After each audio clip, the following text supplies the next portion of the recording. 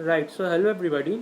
I'm making this video about an entity which is rather of a grey zone for all of us, that is fever of unknown origin. And I'm making this video in the hope that during the process of making it, many of my confusions will be cleared, and after watching this, some of your confusions will be cleared as well. So, yeah, helping us together to learn something new. So fever of unknown origin, we all are more or less familiar with the term, but what exactly does it entail? When do we consider an episode of hyperpyrexia as an fever of unknown origin?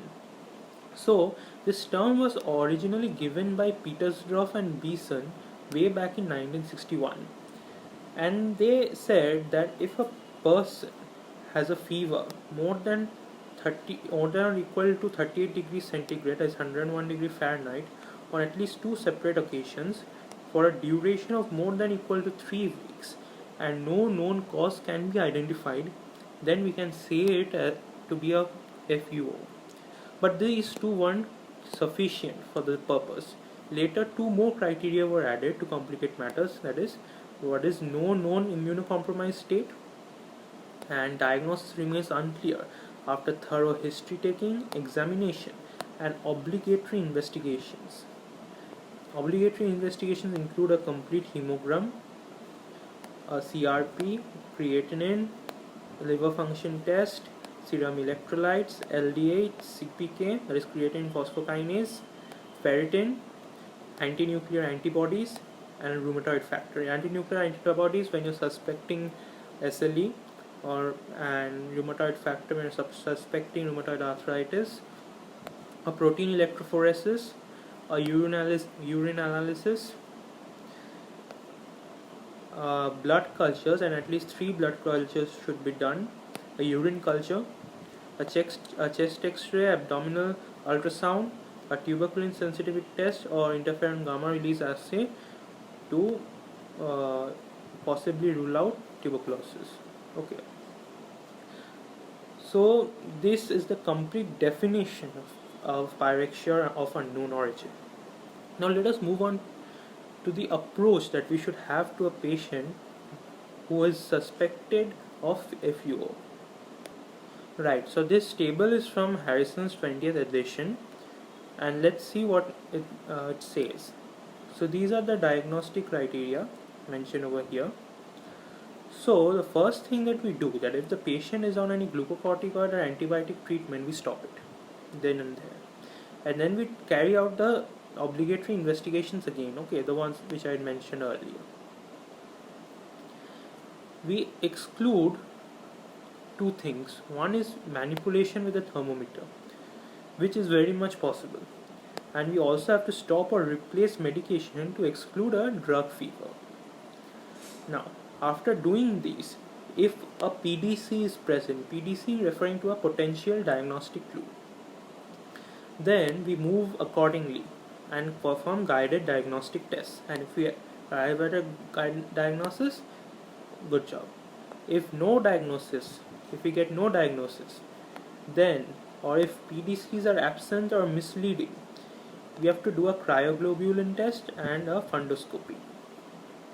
Followed by that, we also have to do a 18-fluorodeoxyglucose PET CT, or we can also do a scintigraphy.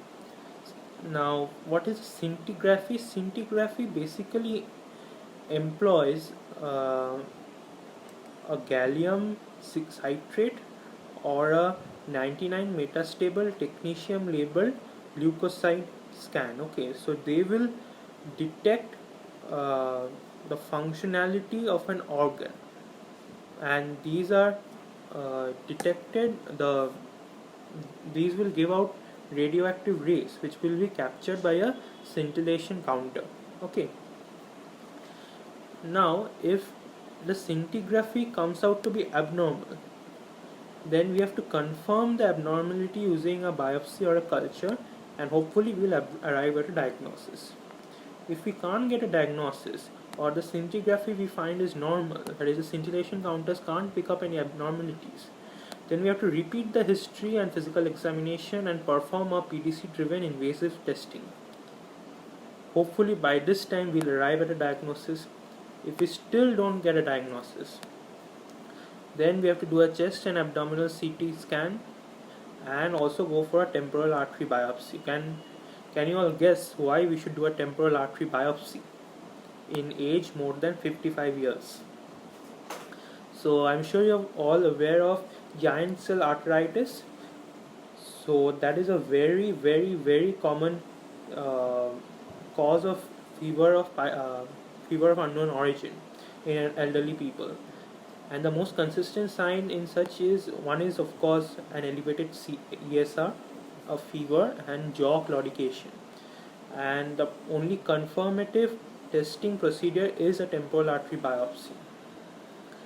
If finally, hopefully, we'll get the diagnosis. If we still don't get a diagnosis, if the patient is in a stable condition, we have to follow up for new PDCs and consider a non-steroidal anti-inflammatory drug treatment. If further deterioration occurs, then we have to go for further diagnostic tests and consider a therapeutic trial as well.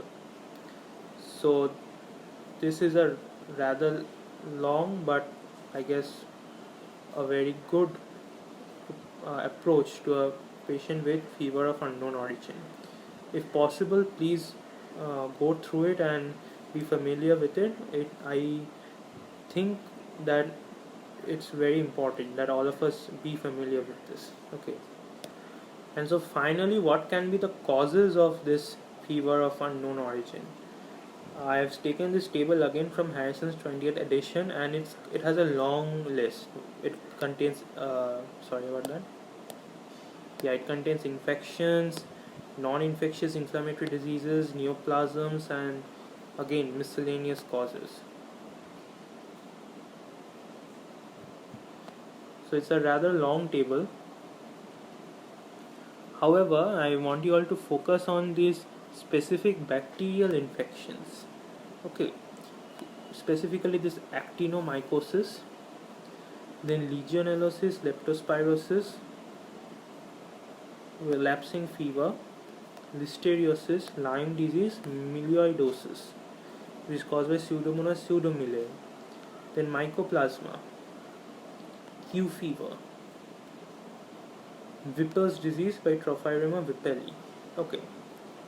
Then aspergillosis for fungal infections, pneumocystis zerovicii, Malassezia furfur. For parasitic, babesiosis, echinococcosis, schistosomiasis, strongyloidosis. For viral, Coxsackie virus, dengue, well, you can consider, but I guess more or less in an Indian context as well, as especially, you can more or less diagnose dengue without going to the extent of classifying it as a FUO. Then Epstein-Barr virus infection, hepatitis, yeah, more or less this. Then there are systemic vasculitis, granulomatous diseases, autoinflammatory diseases. In vasculitis, you can remember about granulomatosis with polyangiitis, there is vaginous granulomatosis, Kawasaki disease, Takayusu arteritis. In autoinflammatory syndromes, you can remember about CAPS, that is cryopyrin associated periodic syndrome, and Crohn's disease. Amyloidosis, Castleman's disease, Hodgkin's disease, non-Hodgkin's lymphoma, all these can also present as a FUO. Angiomyolipoma, then breast, colon, hepatocellular, lung, pancreatic, and RCCs. Okay. And this is just for an interesting point I mentioned at Erdheim-Chester disease. I hope you all remember that episode from House MD, right? And the thermoregulatory disorders, this is important: a brain tumor, a cerebrovascular accident, encephalitis, hypothalamic dysfunction, an anhydrotic ectodermal dysplasia, exercise-induced hypothermia, hypothyroidism, pheochromocytoma may also present as FUO. So rather long list, and I guess nobody will able to remember it in its entirety. But you should remember about diseases which are very common in an Indian context. So that's that with this video. Thank you.